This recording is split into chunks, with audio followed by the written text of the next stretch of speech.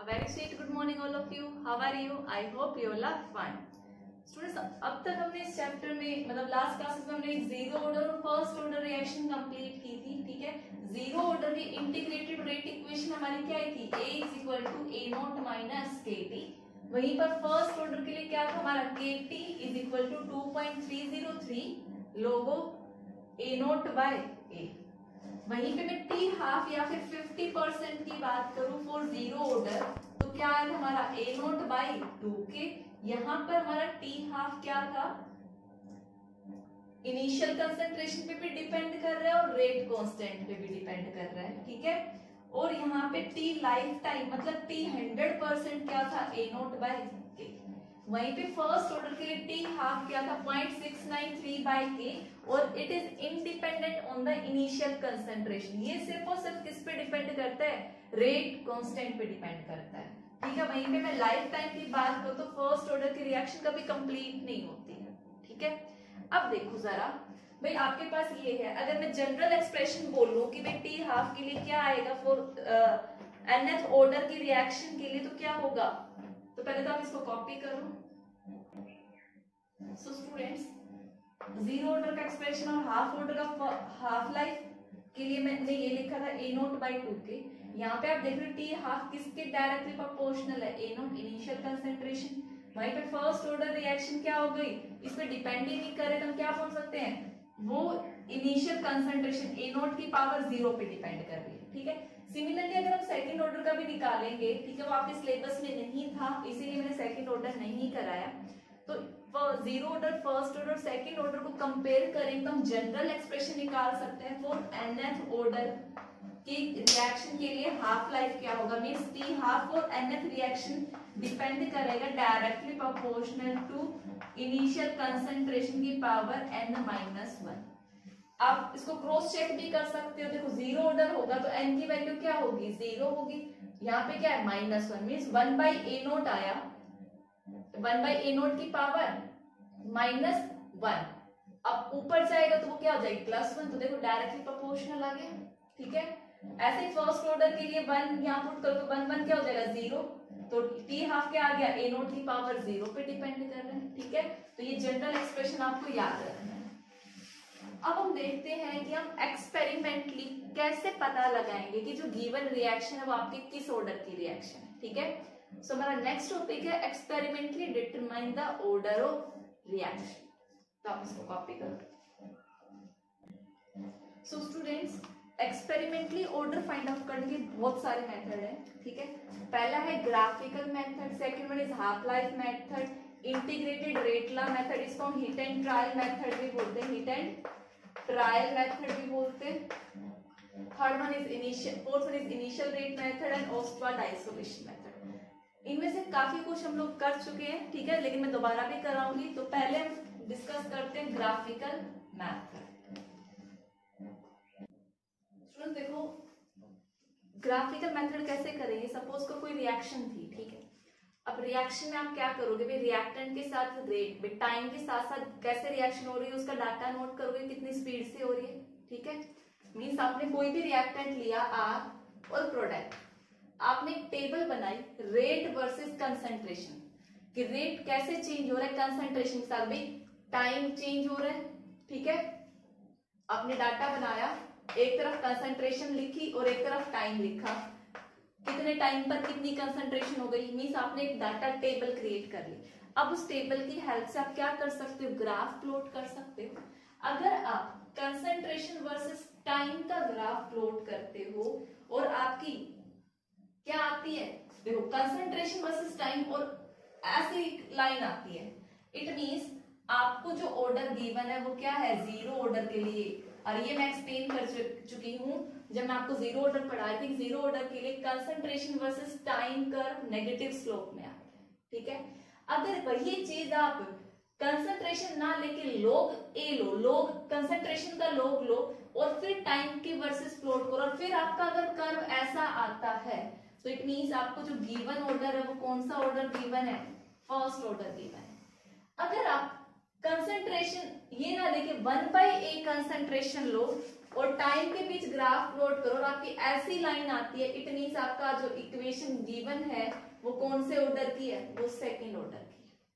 ठीक है, तो आपको ग्राफ याद रखने, जीरो ऑर्डर के लिए कंसंट्रेशन वर्सेस टाइम ऐसा कर, log कंसंट्रेशन वर्सेस टाइम ऐसा कर, 1/a कंसंट्रेशन वर्सेस टाइम अगर ऐसा कर्व आता है तो वो सेकंड ऑर्डर का है। ठीक है, सिमिलरली अभी हम यहाँ पर कंसंट्रेशन वर्सेस टाइम ना लेके रेट वर्सेस कंसंट्रेशन ले, मींस जो इंटीग्रेटेड रेट इक्वेशंस है उससे प्लॉट करें, तो अगर ये रेट कंसंट्रेशन के साथ चेंज ही नहीं होता तो देखो ऐसा कौन सा ऑर्डर था, जीरो ऑर्डर। तो रेट वर्सेस कंसंट्रेशन का कर्व अगर ऐसा स्ट्रेट ये आए parallel to the concentration, means आप कंसंट्रेशन बढ़ा रहे हो, रेट तो चेंज ही नहीं हो रहा है, तो इट मींस वो रिएक्शन कौन से ऑर्डर की है, जीरो ऑर्डर की है।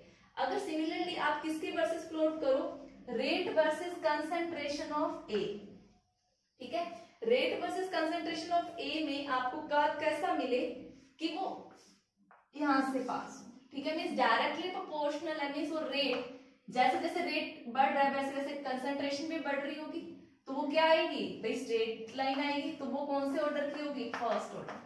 अगर आप रेट वर्सेस कंसंट्रेशन स्क्वायर के बीच में ग्राफ प्लॉट करो और straight line I, it means वो कौन से ऑर्डर की है, सेकंड ऑर्डर की रिएक्शन है।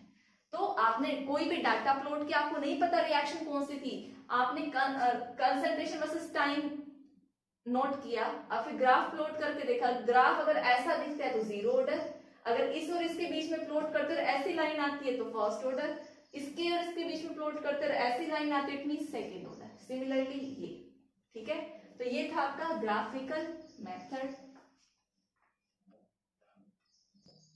स्टूडेंट देखो अब है हमारा नेक्स्ट हाफ लाइफ मेथड। देखो हाफ लाइफ में आपको ऑब्वियसली पता है, आपको टी हाफ गिवन होगा।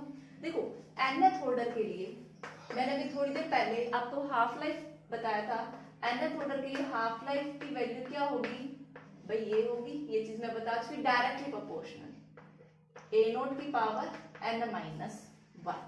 ठीक है, अब मैं अगर इसको ऊपर लिख लूं, भाई मैं ऊपर लेके जाऊंगी तो पावर नेगेटिव साइन आएगा, तो मैं इसको क्या लिख सकती हूँ, अगर मैं डायरेक्टली लिखूं नीचे ना लिख के तो क्या लिख दूं, ए नोट की पावर 1-n, एक ही बात है। ठीक है, अब देखो आपको कंपेयर करना है दो हाफ लाइफ्स को। ठीक है, अब देखो सपोज करो इनिशियली आप दो इक्वेशंस को कंपेयर करोगे। ठीक है, केस 1 टी हाफ और केस 1, उसके लिए इनिशियल कंसंट्रेशन A01 मान लिया, वो क्या होगा, डायरेक्टली प्रोपोर्शनल A01 की पावर 1-n। ठीक है, अब सिमिलरली उसी रिएक्शन के लिए आपने कंसंट्रेशन चेंज कर दी तो टी हाफ भी चेंज हो जाएगा, तो मैंने सेकेंड हाफ लाइफ देख ली उसी रिएक्शन के लिए। अगर वो अगर रिएक्शन सेम है, भाई आप हाइड्रोलिसिस अगर एस्टर कर रहे हो तो एक बार मैंने अलग कंसंट्रेशन ली, स्टार्टिंग की सपोज करो 1 मोलर लिया, और फिर चेक करें कि आधी रिएक्शन कब कंप्लीट हो जाती है, फिर दोबारा मैंने क्या किया, कंसंट्रेशन चेंज कर दी, मैंने 2 मोलर ले लिया इस बार, फिर हाफ लाइफ देखी कि क्या आया, तो ये केस 1 और ये केस 2, इनिशियल कंसंट्रेशन A0, ये तो चेंज हो गई, ये केस 1 और 2, लेकिन जब एक ही रिएक्शन है, हाइड्रोलिसिस ऑफ एस्टर है सपोज करो, तो उसका ऑर्डर तो क्या होगा, सेम होगा, ऐसा तो है नहीं। ठीक है, तो ये क्या हो जाएगी 1-n, ऑर्डर तो सेम रहना है। आप टी हाफ देखो ये तो आपको नोन है, ये आप एक्सपेरिमेंटली फाइंड आउट कर लोगे। ठीक है, अगर मैं दोनों इक्वेशन को क्या कर दूं, ये इक्वेशन 1 और ये इक्वेशन 2, दोनों को अगर मैं डिवाइड कर दूं तो देखो क्या आएगा, देखो भाई यहाँ पे रेट कांस्टेंट अगर मैं हटाऊं तो कोई भी के मान लूं, कोई भी रेट कांस्टेंट ना भी मानूं तो भी चलेगा, क्योंकि वो तो कैंसिल आउट हो जाना है। तो देखो T half first case divided by T half second case, के A01 की पावर 1-n डिवाइडेड बाय के A02 की पावर 1-n, तो ये चीज क्या हो गई आपकी, कैंसिल आउट हो गई। ठीक है, अब देखो ये जो A0 था, इसको मैं क्या कर लूं भाई, इसको मैं एक साथ लिख सकती हूँ, पावर सेम है, एक साथ पावर लिख दी, ये A0 तक 1 ये ए नोट की कंसेंट्रेशन 2 की पावर 1 माइनस n। ठीक है, आपको ये वैल्यू भी पता होगी, ये भी पता होगी, ये भी पता होगी, ये भी क्या निकाल सकते हो, पावर निकाल सकते हो। तो ये आप जनरल एक्सप्रेशन याद रखना, t half 1 t half 2 is equal to a naught 1 a naught 2 की पावर 1 माइनस n। ये कंसेप्ट एक न्यूमेरिकल से आपको क्लियर हो जाएगा, तो आप कॉपी करो, फिर मैं हाफ लाइफ से कैसे ऑर्डर निकालते हैं ये सिखाती हूँ। स्टूडेंट देखो क्वेश्चन में गिवन है कि किसी सर्टेन टेम्परेचर पे आपको हाफ लाइफ पीरियड गिवन है किसके लिए, अमोनिया के डिकम्पोजिशन के लिए। देखो टी हाफ आपको गिवन है, और प्रेशर देखो भाई, अगर कुछ और चीज होती है, लिक्विड होता तो कंसंट्रेशन गिवन होती है, या गैस गिवन है तो आपको क्या मिलेगा, कंसंट्रेशन की जगह प्रेशर टर्म मिलेगी। ठीक है, तो देखो अभी अभी हमने जनरल एक्सप्रेशन क्या कैलकुलेट किया था कि जो भी आप टी हाफ लोगे फर्स्ट केस की अपॉन में T half of second case is equal to जो भी कंसंट्रेशन होगी ए नोट फर्स्ट केस की और सेकंड केस की ए नोट 2 की पावर क्या होगा 1 माइनस n। इतनी बात समझ में आई। तो देखो भाई 3 केसेस है आपके पास, फर्स्ट सेकंड एंड थर्ड। कोई भी 2 केस कंसिडर कर लो जिससे आपको कैलकुलेशन इजी नजर आए। ठीक है, तो देखो मैंने ले लिया भाई, मैंने इन दोनों केसेस को कंसिडर कर लिया, और ऊपर भाई ये बड़ी टर्म है तो मैंने बड़ी वाली रख ली ताकि मेरे को कैलकुलेशन में प्रॉब्लम ना हो। तो मैंने ये वाली केस, ये वाला आपका क्या हो गया ए नोट 1 मान लिया मैंने, तो ये ए नोट 1 है तो ये क्या होगा आपका टी हाफ फर्स्ट केस, और अगर ये आपका क्या हो गया ए नोट 2 हो गया तो इसे कोरस्पॉन्डिंग आपकी क्या हो गई टी हाफ सेकंड की हो गई। वैल्यूज पुट करो तो ये कितना है 1.92, ठीक है, divided by 3.52 is equal to A naught 1 क्या है आपका, एक सेकेंड एक बार मेरे को कैलकुलेशन चेक करने दो, आप एक बार इसको कितना लिखो। स्टूडेंट्स यहाँ थोड़ा मैंने गलत लिख दिया था, यहाँ पे क्या आएगा 4 आएगा, यहाँ पे 1 था वो 7 है। ठीक है, ये छोटी सी क्वेश्चन में एरर थी। तो देखो भाई ये चीज डाटा आपके पास है, आपकी मर्जी है A1 इसको मान लो A2 इसको मान लो, कोई फर्क नहीं पड़ता, आपको 2 केसेस कंसिडर करने हैं। ठीक है, तो जैसे मैंने इसको ए नोट 1 माना, क्या आएगा 1 3 3 3 4 डिवाइडेड बाय ए नोट क्या है 6 6 6 7 की पावर 1 माइनस n। ठीक है, तो आप देखोगे ये डायरेक्टली किससे कैंसिल आउट हो रहा है, 2 से कैंसिल आउट हो रहा है। ठीक है, तो आपका क्या आ गया, और यहाँ पॉइंट से पॉइंट आप हटाना चाहो तो ये भी हटा सकते हो, क्या आएगा 192 divided by 352 is equal to 2 की पावर 1 माइनस n। ठीक है, अब ये चीज आपको सॉल्व करनी है, अब इतनी कैलकुलेशन तो आप खुद से कर भी सकते हो। ठीक है, सो स्टूडेंट्स इसको सॉल्व करोगे आप खुद से। ठीक है, सॉल्व करोगे तो n की वैल्यू यहाँ पर क्या आएगी 2 आएगी। इट मींस ये जो गिवन ऑर्डर रिएक्शन ये क्या है आपकी सेकंड ऑर्डर की रिएक्शन। स्टूडेंट्स नेक्स्ट क्वेश्चन भी इसी से रिलेटेड है। देखो क्या गिवन है आपको, half life of a substance is 50 minute. किसी भी सब्सटेंस की आपको हाफ लाइफ गिवन है जो कि 50 मिनट्स है, किसी इनिशियल कंसंट्रेशन पे, कोई भी कंसंट्रेशन आप सपोज कर लो जो भी है। ठीक है, तो आपने क्या मान लिया कि टी हाफ, भाई आपका देखो कोई भी ए रिएक्टेंट था प्रोडक्ट में कन्वर्ट हो रहा था, तो इसकी स्टार्टिंग वाली जो कंसंट्रेशन है वो हमने क्या मान ली ए नोट मान ली। ए नोट पे जो टी हाफ है उसने कहा इनिशियल कंसंट्रेशन आप जो भी लोगे वो टी हाफ की वैल्यू इस पर कितनी होगी 50 मिनट्स होगी। ठीक है, फिर कह रहा है अगर हम इसकी कंसंट्रेशन इसका हाफ रिड्यूस कर दे, अगर इसका हाफ कर देते हो ए नोट बाई 2, तो वो बोल रहा है क्या कि हाफ लाइफ कितनी मिलती है उस केस में T half is equal to 25 minutes मिलती है। तो आपको ऑर्डर निकालना है। अब देखो भाई दोनों केसेस में कंसंट्रेशन और टी हाफ गिवन है, इट मींस आप हाफ लाइफ मेथड वाला सोल्व करोगे तो देखो वो क्या था आपका T half first case upon में T half second case is equal to A naught first case, A naught to second case की पावर 1 माइनस एन। इसमें वैल्यूज पुट करनी है। टी हाफ यहाँ क्या पुट कर दो 50, टी हाफ 2 में क्या कर दो 25, ए नोट 1 में क्या रख दो ए, और ए नोट 2 में क्या रख दो a बाय 2। ठीक है, तो इसके लिए मेरे को क्वेश्चन रब करना पड़ेगा। ठीक है, तो आपने वैल्यूज पुट कर दी। टी हाफ में 50 divided by 25 is equal to A naught में क्या रखा a, और यहाँ क्या रखा ए नोट बाई 2 की पावर 1 माइनस एन। तो ये किससे कैंसिल आउट हो गया 2 से, और यहाँ पे ए नोट से ए नोट, ये 2 कहाँ चला जाएगा ऊपर, तो 2 की पावर 1 माइनस एन। देखो बेस सेम है तो पावर भी क्या होगी सेम होगी, तो ये इसके इक्वल रख दो। तो आपका 1 is equal to 1 minus N आ गया। एन को इधर लेके जाओ और 1 को उधर, तो ये क्या आ गई एन की वैल्यू 0 आ गई। इट मीन्स ये किस ऑर्डर की रिएक्शन आपको गिवन थी, 0 ऑर्डर की रिएक्शन आपको गिवन थी। तो आप ये क्वेश्चन ऐसे सॉल्व कर सकते हो। तो देखो नेक्स्ट है इंटीग्रेटेड रेट लॉ मेथड। इसी को हम क्या बोलते हैं, हिट एंड ट्रायल मेथड बोलते हैं। ठीक है, अब हिट एंड ट्रायल नाम ही सजेस्ट कर रहा है, आप गेस करके क्वेश्चन सॉल्व करोगे कि भाई जो भी डाटा आपको गिवन है, आपको नहीं पता कौन से ऑर्डर की रिएक्शन है, आप वही चीज एक बार 0 ऑर्डर पे लगाओगे। अगर मैच कर गया तो ठीक है, नहीं फिर किस पे मूव कर जाओगे, फिर फर्स्ट ऑर्डर पे मूव कर जाओगे।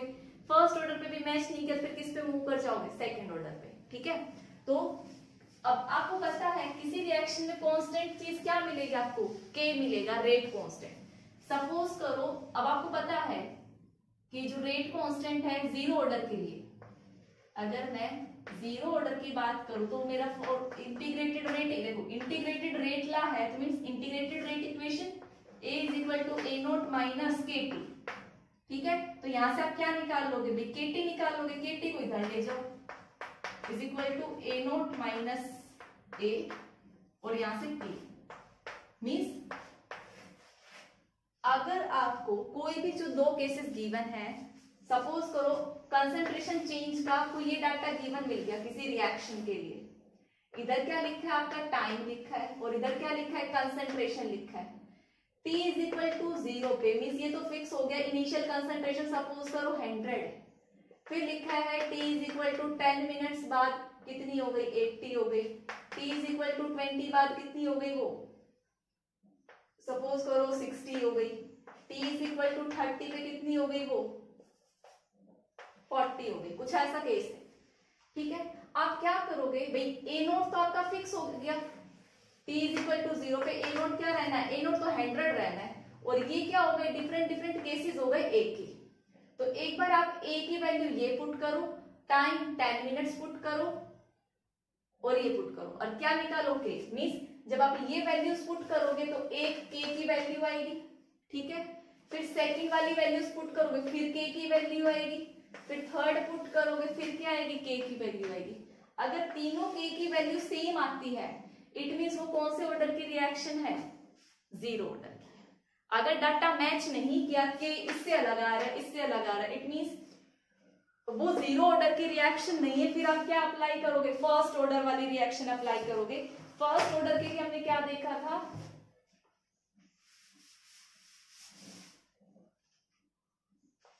KT is equal to 2.303 log of A naught by A देखा था।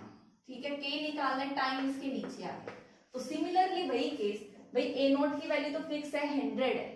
ठीक है, टाइम की जब 10 लोगे तो कंसंट्रेशन ए कितना लोगे 80, तो उसके कोरस्पॉन्डिंग के की वैल्यू निकालोगे फर्स्ट केस, फिर सेकंड केस पुट करोगे, दूसरा किया या फिर थर्ड केस। अगर सारे के मैच कर गए इट मींस ये कौन से ऑर्डर को फॉलो कर रहा होगा, फर्स्ट ऑर्डर को कर रहा होगा।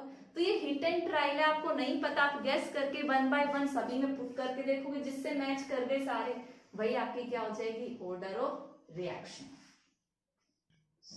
सो स्टूडेंट देखो आपका क्वेश्चन है, आपको रिएक्शन गिवन और उसका डाटा गिवन है, ये टाइम पीरियड गिवन है और N2O5 की कंसंट्रेशन गिवन है।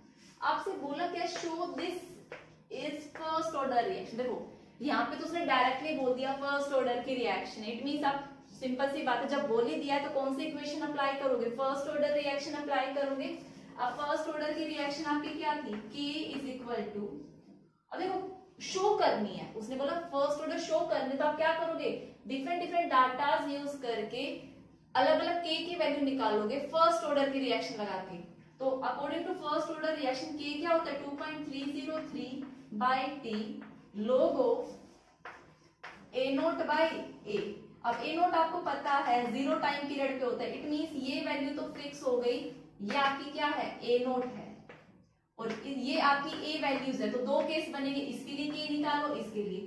तो फर्स्ट केस से ए निकालो पहले, तो के निकाला आपने 2.303 लोगो ए नोट तो फिक्स है कितना 1.6 इंटू 10 की पावर -2। ए कितना लोगे, फर्स्ट केस, ये फर्स्ट केस है, ये सेकंड केस है, तो फर्स्ट के लिए क्या आएगा 0.8 इंटू 10 की पावर -2। टी कितना आएगा आपका 300। ठीक है, पावर से पावर कैंसिल, पॉइंट से पॉइंट कैंसिल, 8 बन जा 8 2 जा, कितना आया log 2। तो 2.303 अपॉन में 300 और ये क्या है log 2। log 2 की वैल्यू कितनी होती है 0.3010। ठीक है, जब आप इसको सॉल्व करोगे तो आपका आंसर क्या आएगा 2.31। पहले तो आप कैलकुलेशन खुद से करना, ठीक है, तभी आपको आंसर ही चेक करना है कि आपका सही आया है या नहीं आया। 2.31 इंटू 10 की पावर -1 सेकेंड आएगा। ठीक है, तो ये तो बात हुई केस 1 की। अब आप क्या करोगे, केस 2 यूज करोगे, ये वाला। अब देखो केस 2 लोगे आप, तो के की वैल्यू फिर से फाइंड आउट करोगे 2.303। अब टाइम पीरियड कितना लोगे 600 लोगो भाई ए नोट तो यही रहेगा 1.6 इंटू 10 की पावर -2, नीचे क्या आएगा 0.4 इंटू 10 की पावर -2, ये कैंसिल आउट, पॉइंट से पॉइंट 4 1 जा 4 4 जा। ठीक है, तो यहाँ पे कितना आ जाएगा 2.303 अपॉन में 600 इंटू में देखो log 4 है, तो log 4 को मैं क्या लिख सकती हूँ log 2 की पावर 2, और आपको पता है पावर में होता है तो वो वैल्यू कहाँ आती है, आगे आ जाती है, तो 2 मेरा कहाँ आ गया, मैं इसको क्या लिखूं इंटू में 2 log 2। अब देखो मैं इसको सिंप्लीफाई करो तो log 2 1 जा रही 300 बन गया, तो 2.303 बाय 300 log 2 कितना होता है 0.3010। देखो यहीं से अगर आप चेक करना चाहो तो सेम वाली वैल्यू आ गई या नहीं, तो इसका आंसर भी क्या आएगा 2.1 इंटू 10 की पावर -1 सेकेंड आएगा। इट मींस दोनों केसेस से, केस ये यूज किया आपने, ये यूज किया, रेट कांस्टेंट की वैल्यू क्या आई सेम आई। इट मींस हमने प्रूव कर दिया कि ये रिएक्शन फर्स्ट ऑर्डर के, क्योंकि हमने इक्वेशन कौन सी अप्लाई की थी फर्स्ट ऑर्डर की अप्लाई की थी। अब बात करें टी हाफ की, सेकंड केस हमें क्या कैलकुलेट करना है टी हाफ कैलकुलेट करना है। अगर ये चीज प्रूव हो गई है, ये क्या है फर्स्ट ऑर्डर रिएक्शन है, तो फर्स्ट ऑर्डर रिएक्शन के लिए टी हाफ का फॉर्मूला क्या होता है 0.693 बाय के, और अभी फर्स्ट क्वेश्चन हमने क्या ही निकाला था के ही निकाला था, और के हमारा कितना आया था 2.31 इंटू 10 की सॉरी ऊपर क्या है 0.693 डिवाइडेड बाय 2.31 इंटू 10 की पावर -1। जस्ट इसको क्या करना है आपको सिंप्लीफाई करना है। ठीक है, सिंप्लीफाई करोगे तो आपका आंसर आएगा 300 सेकेंड। तो ये था हमारा सेकंड पार्ट। ठीक है, तो यहाँ पे ये क्वेश्चन हमारा कंप्लीट होता है, तो आप इसको नोट डाउन करो। स्टूडेंट देखो नेक्स्ट मेथड हमारा इनिशियल रेट मेथड। अब देखो इनिशियल रेट मेथड है हमारा, इसको हम क्वेश्चन की फॉर्म में समझते हैं। इनिशियल रेट मेथड को बेसिकली देखो हम क्या करते हैं, इसमें रिएक्टेंट की कंसंट्रेशन को वेरी करते हैं और अपना रेट फाइंड आउट करते हैं। देखो भाई सबसे पहले देखो ए की कंसंट्रेशन मैंने इतने ली, बी की इतनी ली, रेट देखा, फिर ए की चेंज कर दी इतने पे, बी को सेम रखा ये देखा, फिर ए को 0.1 रखा, इसको चेंज किया मैंने, रेट मेजर किया। तो आपसे क्या पूछ रहे हैं इस रिएक्शन का ऑर्डर बताओ, अगर डाटा ये है तो सबसे पहले आपका काम क्या है इस रिएक्शन के लिए रेट देखो। भाई रेट क्या होगा आपको पता है, रेट को मैं शॉर्ट में आर लिख रही हूँ।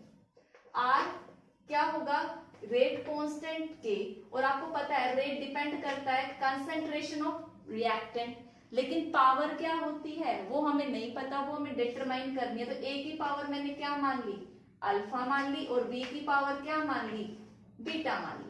अगर मेरे को अल्फा और बीटा की वैल्यू पता लग जाए तो मुझे रेट पता लग जाएगा, सॉरी ऑर्डर पता लग जाएगा, अल्फा प्लस बीटा। तो देखो यही इक्वेशन यहाँ पे अप्लाई करो, ठीक है। यहाँ पे तो देखो अब इक्वेशन हम ऐसे चूज करेंगे जिसमें ए या बी में से कांस्टेंट रहे। देखो आप ये दो एक्सपेरिमेंट चेक करो, आप देखो इससे कितने देखो 3 एक्सपेरिमेंट है, एक्सपेरिमेंट 1, एक्सपेरिमेंट 2 और एक्सपेरिमेंट 3, ठीक है। तो मेरे रेट भी कितने आएंगे, 3 आएंगे। तो देखो आर, तो ये फर्स्ट, ये सेकंड और ये थर्ड, तो R1 क्या होगा मेरा, R1 इज इक्वल टू के तो कांस्टेंट है, ए की कंसंट्रेशन क्या है 0.01 की पावर अल्फा, बी की कितनी है 0.01 की पावर बीटा, ठीक है। R1 जो रेट है उसकी वैल्यू कितनी है 0.05, ये मैंने पुट कर दी, इक्वेशन नंबर 1। फिर सेकंड डाटा यूज करो, रेट कितना है 0.01 इज इक्वल टू के, ए कितना है 0.02, 0.01 की पावर बीटा और इसकी पावर अल्फा, ये second equation. Third equation use करो, रेट कितना है 0.005 इज इक्वल टू के, ए की पावर 0.01 की पावर अल्फा और 0.02 की पावर बीटा। ये मेरी 3 इक्वेशन आ गई। अब मुझे कुछ नहीं करना, इन 3 इक्वेशन की हेल्प से मेरे को क्या पता लगाना है, अल्फा और बीटा की वैल्यू फाइंड आउट करनी है। अब देखो वो कैसे करोगे, भाई मेरे काम की यही थी, अब मैं इक्वेशन रब कर दी हूं, ठीक है।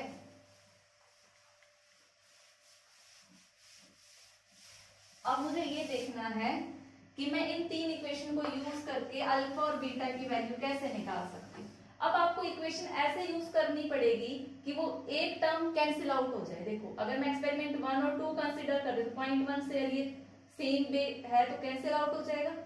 तो देखो क्या करो, डिवाइड करो 1 डिवाइडेड बाय 2, 1 डिवाइडेड बाय 2 करोगे तो ये कितना आएगा 0.005 डिवाइडेड बाय 0.01 के 0.01 की पावर अल्फा, 0.01 की पावर बीटा डिवाइडेड बाय के 0.02 की पावर अल्फा और 0.01 की पावर बीटा। तो ये टर्म तो कैंसिल आउट हो गई, के से के कैंसिल आउट हो गया, और मैं अगर इसको सिंप्लीफाई करूं पॉइंट से पॉइंट कैंसिल, 5 1 जा और 5 2 जा 10, कितना आया 1/2 इज इक्वल टू, यहाँ पे भी पॉइंट से पॉइंट कैंसिल, 1/2 की पावर अल्फा, ये तो खत्म ही हो गया। जब बेस सेम है तो पावर भी क्या होगी सेम, तो 1/2 तो अल्फा किसके बराबर आ गया 1 के, अल्फा की वैल्यू निकाल ली, ठीक है। अब सेकंड केस के लिए मेरे को क्या निकालना है, बीटा निकालना है। तो मैं ऐसी इक्वेशन चूज करूंगी जिसमें मेरा अल्फा कैंसिल आउट हो जाए। तो देखो अल्फा किसमें सेम है, अल्फा वाली टर्म 0.1 यहाँ सेम है, तो कौन सी इक्वेशन लोगे आप, फर्स्ट और थर्ड लोगे। तो क्या करोगे 1 डिवाइडेड बाय 3, जब आप 1 डिवाइडेड बाय 3 करोगे तो क्या आएगा आपका 0.005 इज इक्वल टू के